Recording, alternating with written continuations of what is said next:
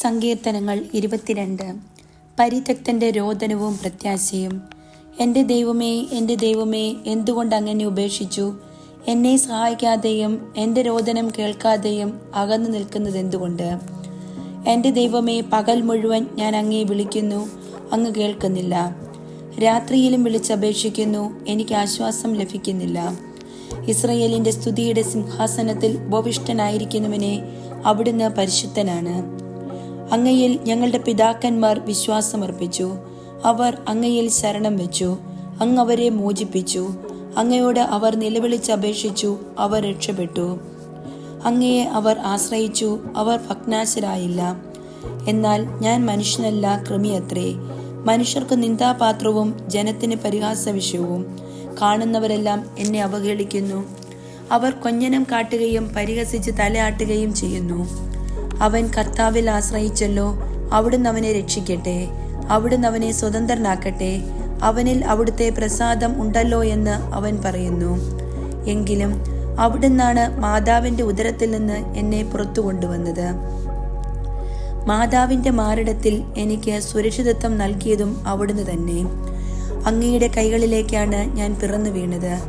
മാതാവിൻ്റെ ഉദരത്തിലായിരിക്കുമ്പോൾ മുതൽ അവിടുന്നാണ് എൻ്റെ ദൈവം. എന്നിൽ നിന്ന് അകന്നു നിൽക്കരുതേ. ഇതാ ദുരിതം അടുത്തിരിക്കുന്നു, സഹായത്തിനാരുമില്ല. കാളക്കുറ്റന്മാർ എന്നെ വളഞ്ഞിരിക്കുന്നു. ബാഷാൻ കാളക്കുറ്റന്മാർ എന്നെ ചുറ്റിയിരിക്കുന്നു. ആർത്തിയോടെ അലറിയടുക്കുന്ന സിംഹം പോലെ അവ എൻ്റെ നേരെ വായ പിളർന്നിരിക്കുന്നു. ഒഴിച്ചു കളഞ്ഞ വെള്ളം പോലെയാണ് ഞാൻ. സന്ധിബന്ധങ്ങൾ ഉലഞ്ഞിരിക്കുന്നു. എൻ്റെ ഹൃദയം മെഴുകുപോലെയായി. എൻ്റെ ഉള്ളിൽ അത് ഉരുകിക്കൊണ്ടിരിക്കുന്നു. എൻ്റെ അണ്ണാക്ക് ഓടിൻ്റെ കഷ്ണം പോലെ വരണ്ടിരിക്കുന്നു. എൻ്റെ നാവ് അണ്ണാക്കിൽ ഒട്ടിയിരിക്കുന്നു.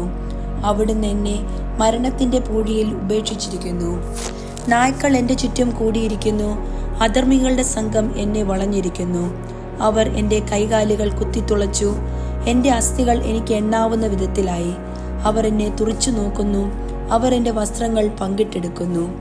എൻ്റെ അങ്കിക്കായി അവർ നറുക്കിടുന്നു. കർത്താവേ, അങ്ങ് അകന്നിരിക്കരുതേ. എനിക്ക് തുണയായവനെ, എൻ്റെ സഹായത്തിന് വേഗം വരണമേ.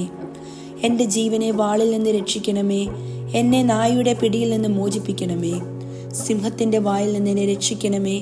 കാട്ടുപോത്തിൻ്റെ കൊമ്പുകളിൽ നിന്ന് മുറിവേറ്റ എന്നെ മോചിപ്പിക്കണമേ. ഞാൻ അവിടുത്തെ നാമം എൻ്റെ സഹോദരരോട് പ്രഘോഷിക്കും. സഭാമധ്യത്തിൽ ഞാൻ അങ്ങയെ പുകഴ്ത്തും. കർത്താവിൻ്റെ ഭക്തരെ, അവിടുത്തെ സ്തുതിക്കുവിൻ. യാക്കോബിൻ്റെ സന്തതികളെ, അവിടുത്തെ മഹത്വപ്പെടുത്തുവിൻ. ഇസ്രായേൽ മക്കളെ, അവിടുത്തെ സന്നിധിയിൽ ഭയത്തോടെ നിൽക്കുവിൻ. എന്തെന്നാൽ പീഡിതന്റെ കഷ്ടതകൾ അവിടുന്ന് അവഗണിക്കുകയോ പുച്ഛിക്കുകയോ ചെയ്തില്ല. തൻ്റെ മുഖം അവനിൽ നിന്ന് മറച്ചുമില്ല. അവൻ വിളിച്ചപേക്ഷിച്ചപ്പോൾ അവിടുന്ന് കേട്ടു. മഹാസഭയിൽ ഞാൻ അങ്ങയെ പുകഴ്ത്തും. അവിടുത്തെ ഭക്തരുടെ മുൻപിൽ ഞാൻ എൻ്റെ നേർച്ചകൾ നിറവേറ്റും. ദരിദ്രർ ഭക്ഷിച്ചു തൃപ്തരാകും. കർത്താവിനെ അന്വേഷിക്കുന്നവർ അവിടുത്തെ പ്രകീർത്തിക്കും. അവർ എന്നും സന്തുഷ്ടരായി ജീവിക്കും. ഭൂമിയുടെ അതിർത്തികൾ കർത്താവിനെ അനുസ്മരിക്കുകയും അവിടുത്തേക്കും തിരിയുകയും ചെയ്യും. എല്ലാ ജനതകളും അവിടുത്തെ സന്നിധിയിൽ ആരാധന അർപ്പിക്കും. എന്തെന്നാൽ രാജ്യത്വം കർത്താവിൻ്റെതാണ്. അവിടുന്ന് എല്ലാ ജനതകളെയും ഭരിക്കുന്നു. ഭൂമിയിലെ അഹങ്കാരികൾ അവിടുത്തെ മുൻപിൽ കുമ്പിടും. ജീവൻ പിടിച്ചു നിർത്താനാവാതെ പൊടിയിലേക്ക് മടങ്ങുന്നവർ അവിടുത്തെ മുൻപിൽ പ്രണമിക്കും. പുരുഷാന്തരങ്ങൾ അവിടുത്തെ സേവിക്കും. അവർ ഭാവി തലമുറയോട് കർത്താവിനെ പറ്റി പറയും.